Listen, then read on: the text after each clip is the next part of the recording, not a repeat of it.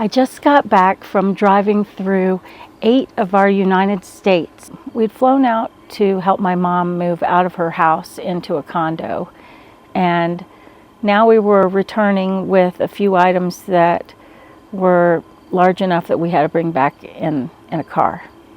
You know, I've driven this path before, but this time with our country so divided, I decided I really wanted to try to stop and talk to people in different places so I could get a better understanding of how people were feeling about the current administration.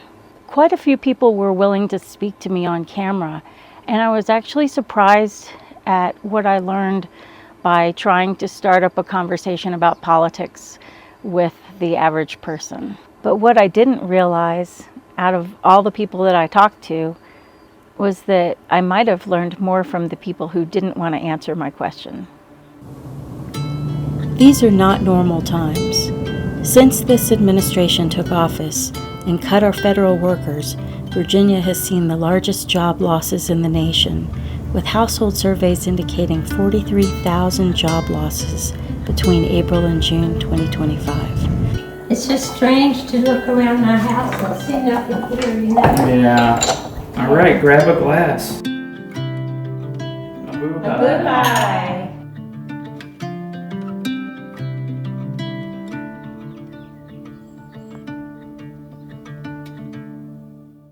The thing I found out about finding available housing in Virginia right now is that there's not a lot out there. In Roanoke, there are very few condos for sale, and there's a rule that prevents existing houses from being divided into multifamily homes.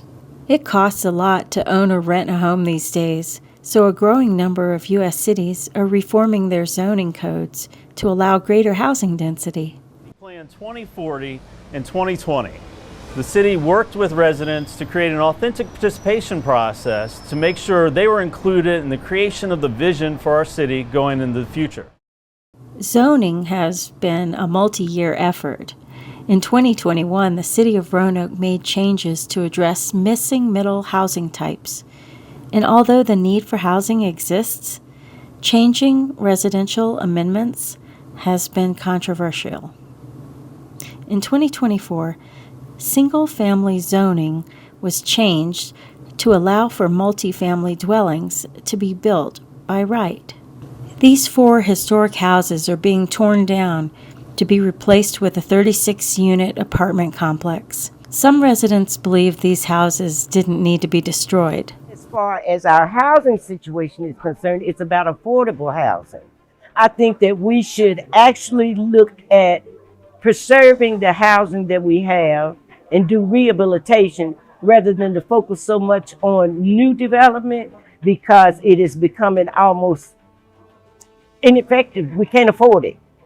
And now there's several new members on the city council who have begun a process to review these controversial amendments.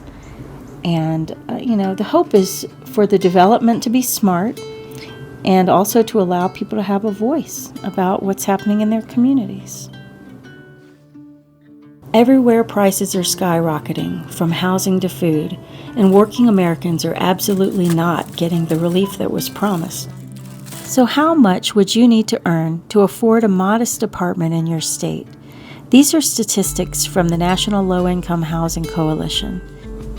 And while housing is more expensive in many states along the coast, there is no state or county where a renter working full-time at minimum wage can afford a 2-bedroom apartment.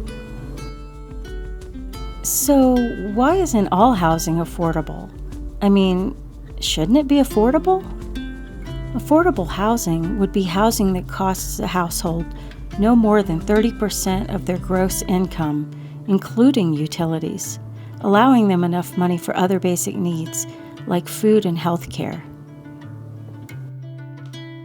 When you take a look at some of these statistics, for example, in Virginia, minimum wage is $12.41 an hour, while the rent that would actually be affordable for a full-time worker making minimum wage is $645 a month. And while we can see that rent for a 1-bedroom and rent for a 2-bedroom are already well out of that range, A person working minimum wage would need to work 95 hours each week just to afford a modest one-bedroom rental. The high cost of living paired with huge job losses really hurts Virginians.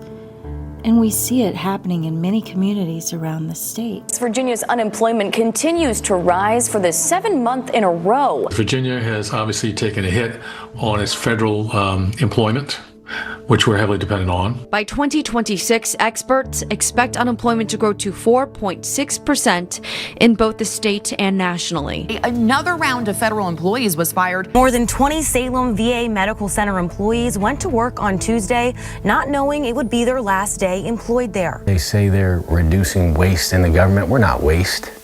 These are people who are great at their jobs. These are people who are giving back to veterans and cared about the military. We're not waste. And I have cried every day. I think that that's normal. I have a 15-month-old at home, and I'm looking at him and thinking, well, what's this country that we're now living in?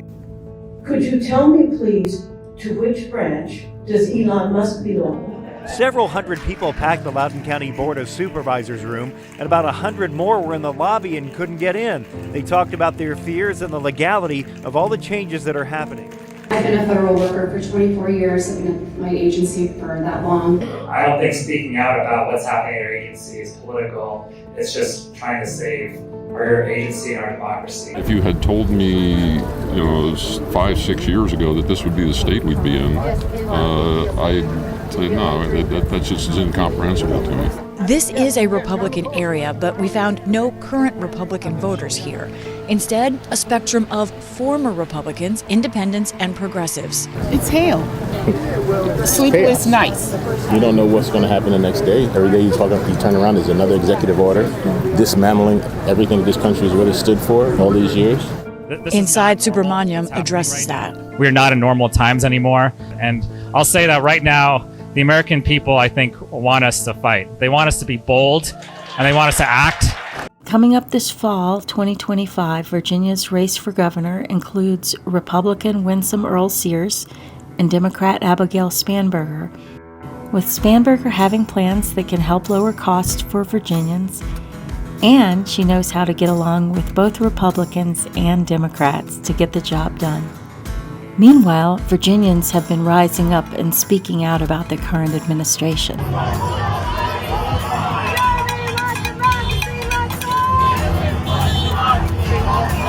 Too many hands-on where they should be hands-off. I'm a retired school teacher, and I just think, particularly in special education, we need the support we have plus some, not minus some. When I see the things that are happening, I know the one thing we have is we can protest.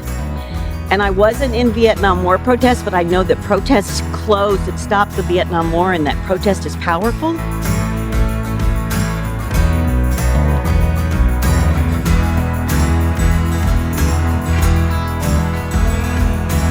The theme is no kings. So Trump has been essentially ruling by decree, like an absolute monarch. The courts are not very effectively stopping him. And that's not America. We don't do kings here.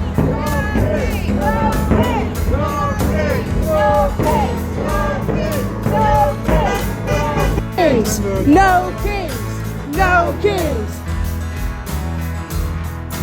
Our trip back across 8 states starts in Roanoke, Virginia, traveling south to Blacksburg, Virginia, which is one of my favorite places on earth, so I couldn't resist taking this route to drive on the familiar roads again.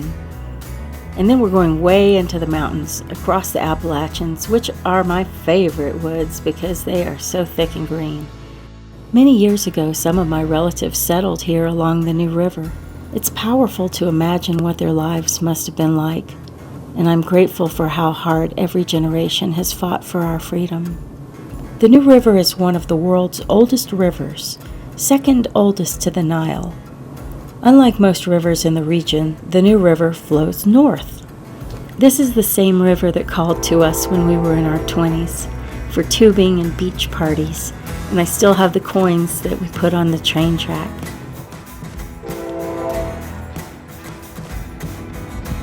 I'm thankful to find myself here once more, with a chance to dip my feet into the water and a chance to connect with the ancient current. The water carries the truth of many years of struggle, and I'm reminded that freedom has never come without a cost, and that even today, especially today, we all together must find the courage to stand up for what is right and to protect our freedom and democracy.